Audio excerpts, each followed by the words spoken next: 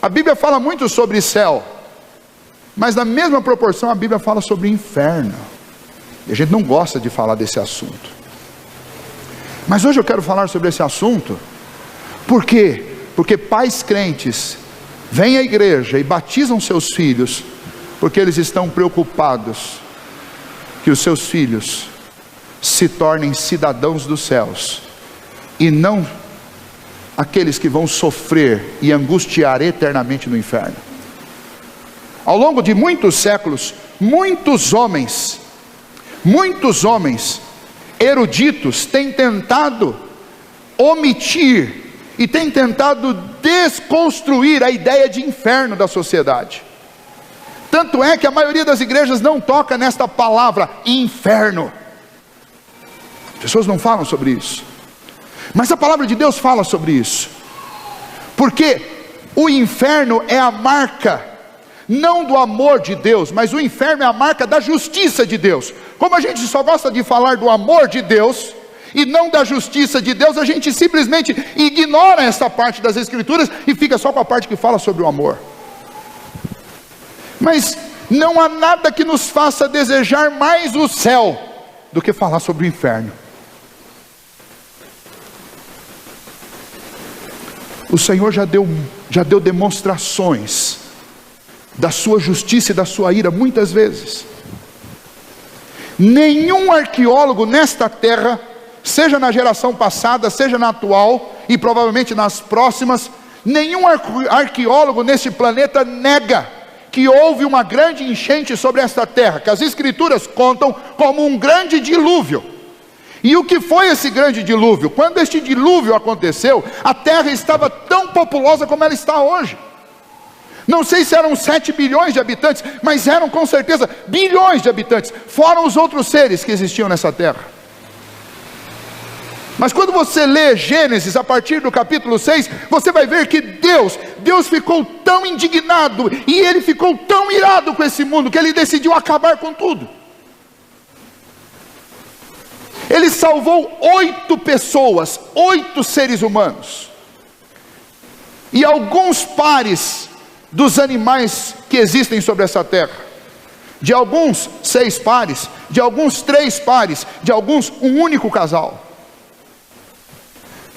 E a gente fica falando sempre sobre o amor de Deus e esquece que Deus também é justo, e a justiça de Deus é absolutamente implacável.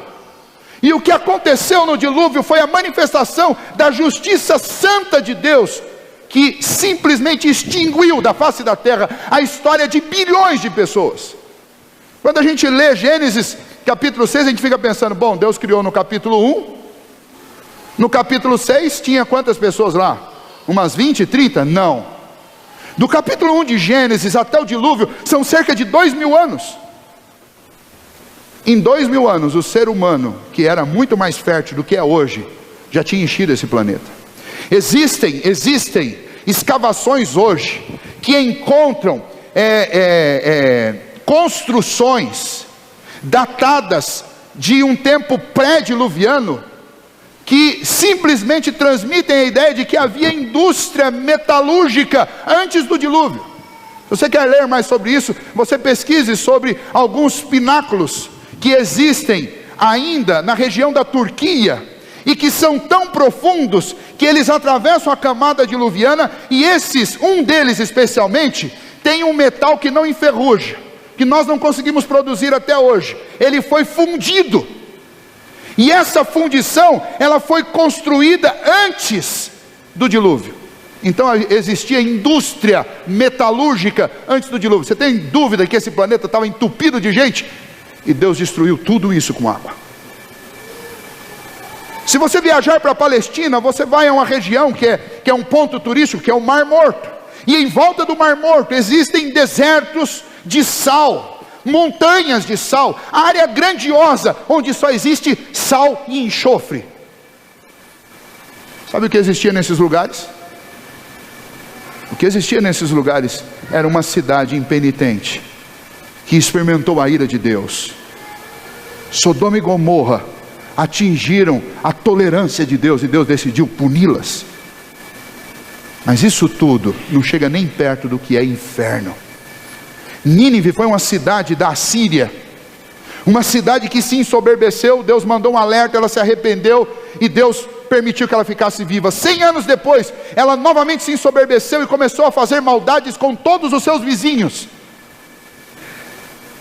E Deus fortaleceu outros povos, e eles foram com tanta fúria para cima de Nínive, que era a cidade mais linda do Império Assírio, grande, evoluída, cheia de progresso, ela foi destruída.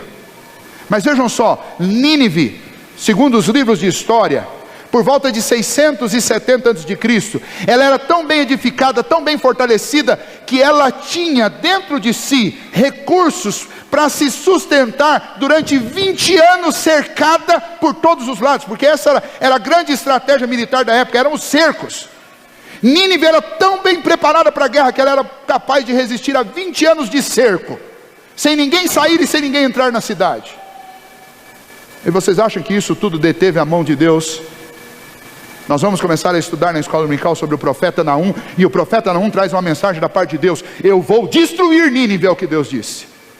E a destruição de Nínive foi tão grande, tão terrível, que nem os destroços de Nínive sobraram, de tal maneira que do ano 500 para frente ninguém mais sabia onde foi Nínive.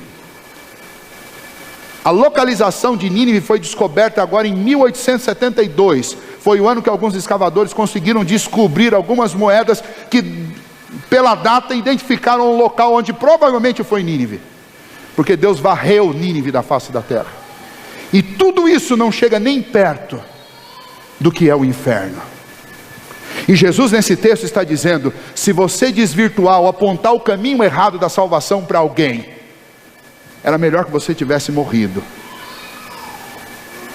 E aí a partir daí ele começa a falar de inferno, e ele vai falar por que nós temos que nos tornar como uma criança, nos humilhar e buscar ao Senhor e confiar em Cristo Jesus, porque quem não faz isso e faz uma outra pessoa tropeçar, ou a si mesmo tropeça, essa pessoa está condenada ao inferno. E aí Jesus fala algumas coisas interessantes. Então tome cuidado da sua vida. Se a tua mão te faz tropeçar, o que Jesus fala para fazer? Corta. E alguns dizem: olha, Jesus falou isso no sentido figurado. Não, não falou no sentido figurado não. Não tem nada nesse texto figurado. Esse texto é uma narrativa de uma história. E esse texto traz um sermão de Jesus. Não tem nada figurado aqui. O que Jesus está dizendo é o seguinte: se a tua mão for algo tão incontrolável no teu corpo que ela te faz pecar, desce o facão. Se o teu olho, você não consegue controlá-lo, e ele fatalmente te leva a olhar para aquilo que te faz pecar, arranca o olho. Você fala assim: mas como que Jesus fala isso? Bom, pense comigo. Se o teu olho te faz pecar, e o pecado te leva para o inferno, é melhor você perder um olho e ir para o céu, porque no céu não vai entrar ninguém faltando olho nem pé, porque nós seremos ressuscitados e transformados à imagem e semelhança de Cristo Jesus. Então o que Jesus está dizendo é: se preocupe menos com essa vida e mais com a eternidade. Se você se preocupar menos com essa vida e mais com a eternidade, você não vai ter problema em abrir mão de coisas que nesta vida podem te impedir de provar a eternidade. É isso que Jesus está dizendo. E isso não é sentido figurado, isso é conclusão que você tira do que Jesus está falando. O que Jesus está falando é que nós vivemos nessa vida extremamente apegados a confortos, a comodidades, a prazeres deste mundo. Prazeres esses que podem nos desvirtuar e nos colocar na contramão do caminho da humilhação, do caminho da salvação. E se isso tem acontecido com você, e necessário for que você corte na sua carne para se livrar desses prazeres, é melhor que você faça isso do que você perca a vida eterna. Porque esta vida aqui dura 80, 90 anos, e olha, na melhor das hipóteses vai ser puro cansaço. Mas o céu, nós estamos falando de eternidade. Não estamos falando de 70, 80 anos. Nós estamos falando de eternidade. E você não pode negociar a eternidade às custas de alguns prazeres momentâneos da vida. E às vezes a gente acha que essa mensagem é mensagem para não crente. Essa mensagem é para gente crente, religiosa, que infelizmente sabe a verdade, mas está brincando com fogo. E então Jesus está falando para os seus apóstolos: cuidado, Não se iludam, esse desejo de ser grande de vocês é um grande pecado, é uma grande arrogância, e isso leva vocês para o inferno. E o inferno é real, e o inferno foi preparado, e da mesma maneira que não há nada que descreva quão magnífico será o céu, também não existe nada nessa terra que descreva quão terrível é o inferno. Lá em Hebreus capítulo 10, no versículo 25, 26 e 27, o autor da carta aos Hebreus fala sobre, da mesma maneira que existe uma ardente expectativa pelo céu, existe uma horrível e tenebrosa agonia e grande medo pelo inferno. E é bom que isso exista no coração dos homens, porque se eu não tiver medo do inferno, eu não vou andar longe do pecado. Eu vou flertar com o pecado, e se eu flerto com o pecado, eu estou me entregando ao orgulho e à presunção, estou deixando de ser como uma criança. E aí Jesus conclui, essa última parte, que a parábola da ovelha, da centésima ovelha, que a gente sempre usa isolado desse texto, mas eu não posso ler essa parábola isolado desse texto, porque esta parábola das ovelhas, ela está dizendo o seguinte, ela está dizendo que Jesus veio buscar e salvar o que está perdido. Jesus veio pelos pequeninos, e o grande prazer e a grande alegria do Senhor é salvar a gente perdida. E então vejam só, estavam ali uma comitiva de gente que estava disputando e discutindo para saber quem era grande. Aí Jesus chega para eles e fala assim: olha, o pastor perde uma de suas 100 ovelhas, ele larga as 99 no aprisco e vai buscar. E quando ele encontra a sua ovelha que estava perdida, ele sente mais alegria com ela do que com as 99 que ele deixou no aprisco. Aí só falta Jesus dizer: vocês entenderam o que é que eu desenho? Jesus está dizendo: o que me dá prazer não é ficar aqui nessa discussão com vocês para ver quem é o maior. O que me dá prazer é ir atrás daqueles pequeninos que estão perdidos. É uma fala muito importante para nós que somos crentes. O que dá prazer para Deus não são as nossas reuniões.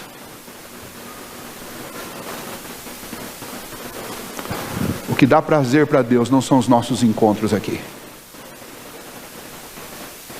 O que dá prazer ao coração de Deus é quando um de nós sai daqui e vai atrás dos pequeninos que estão perdidos nesse mundo. Isso é tão sério que lá em Isaías, no capítulo 1, o Senhor falando através do profeta Isaías ao povo diz: as reuniões de vocês me causam enjoo, embrulham o meu estômago. E o Senhor não falou isso só uma vez. Você vai encontrar isso no profeta Ezequiel, você vai encontrar isso no profeta Jeremias, você vai encontrar isso em Miqueias. Não poucas vezes o Senhor viu: as reuniões, os encontros de vocês me causam enjoo, embrulham o meu estômago, por causa da arrogância, do orgulho, da prepotência. Jesus se alegra em ver crianças, pequeninos nas suas mãos, gente que sabe que precisa, gente que sabe que depende.